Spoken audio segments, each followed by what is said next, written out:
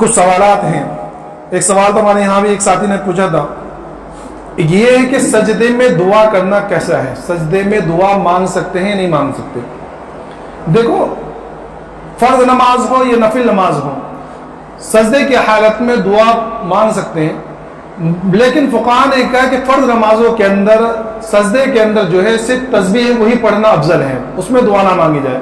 مانگ لے تو جائز ہے، کوئی منع نہیں. نفل نمازوں کے اندر سجدے کی حالت میں دعا مانگ سکتے ہیں، لیکن اس کے لیے کچھ شرطیں ہیں. سب سے پہلی شرط تو یہ ہے کہ دعا عربی زبان میں ہو. دعا عربی زبان میں ہو. اردو میں، فارسی میں، مراٹھی میں، ہندی میں اس میں دعا مانگنا جائز نہیں ہے، نماز فاسد ہو جائے گی. دوسری شرط یہ ہے کہ وہ دعا دعائے معصورہ ہو، یعنی ان دعاؤں میں سے ہو جو دعائیں قرآن شریف میں آئی ہو یا اللہ کے رسول صلی اللہ علیہ وسلم سے ثابت ہو. دوسری شرط.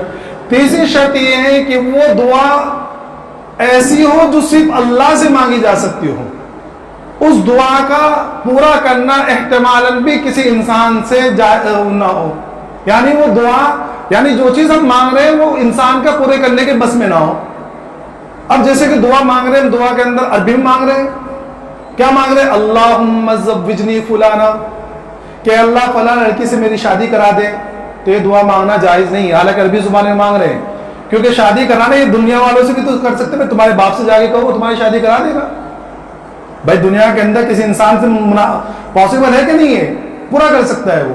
تو یہ دعا مانگنا کہ میری فلاں سے شادی کرا دے جائز نہیں ہے.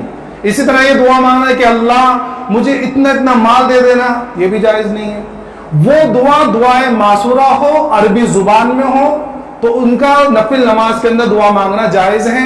اور کسی زبان میں مانگنا یا کلام الناس میں سے دعا مانگنا، یعنی کہ لوگوں کلام کے اندر جو باتیں ہوتی ہیں کہیں سے دعا مانگنا، یہ جائز نہیں ہے.